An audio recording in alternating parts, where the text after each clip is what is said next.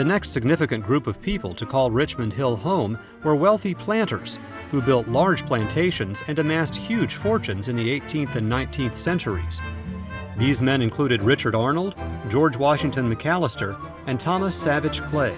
Rice was the major money crop in coastal Georgia and South Carolina throughout the antebellum plantation period. People do associate cotton as the major part of the southern economy, but in this region, from about Georgetown, South Carolina, south to the Georgia-Florida line, it was rice. And the Richmond Hill area rice plantations were some of the most profitable and productive anywhere in the southeast coastline. Bryan and Chatham County per acre grew more rice than anywhere in the world or anywhere in the country. Though the wealthy planters lived in relative luxury, the rice plantations were hard, back-breaking places for the slaves who made them profitable. The work on the rice plantation was unending and in many ways miserable. If you can ever imagine standing knee-deep or waist-deep in water and shoveling mud, and just think about doing that day after day under the hot sun, it's just an incredible amount of work. The enslaved people working on the plantations grew rice in a method known as the task system, which was very different than the gang method used on cotton plantations further inland, and which helped to alleviate the slave suffering to some degree.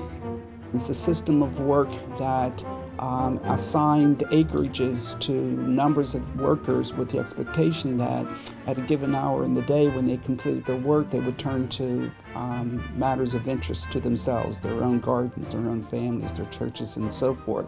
You got much more personal autonomy within the task system. You have more opportunity to spend time working on something for your family, and it's really built as an incentive system. Though rice growing predominated, cotton was cultivated in Lower Bryan County as well. It was long staple Sea Island cotton, a variety highly prized for its use in fine fabrics. Sea Island cotton required a great deal of effort to grow and could only be grown on high ground above the marshes. The most successful planter was Rhode Islander Richard James Arnold, who owned 5 plantations scattered over more than 11,000 acres on the Ogeechee River. Evidence of the rice planting period remains today in the form of geometric canals dug through the marsh by slaves. These man-made rivers were used to alternately flood and drain the rice fields. You can see some of the canals up close alongside the walking trails in Richmond Hill's J.F. Gregory Park. Another legacy of Bryan County's great planters is the handful of plantation mansions they left behind. George Washington McAllister's circa 1838 Strathy Hall and the circa 1845 cotton plantation home in Kilkenny. Perhaps most grand of all is the Folly Farms Mansion, formerly Myrtle Grove Plantation, which was built by Richard Arnold as a wedding gift for his daughter. His home was the adjacent Whitehall Plantation.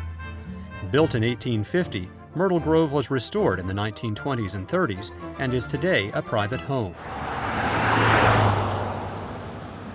The final resting place of many of Bryan County's wealthy rice-planting families is Burnt Church Cemetery, located on Highway 144 east of Richmond Hill.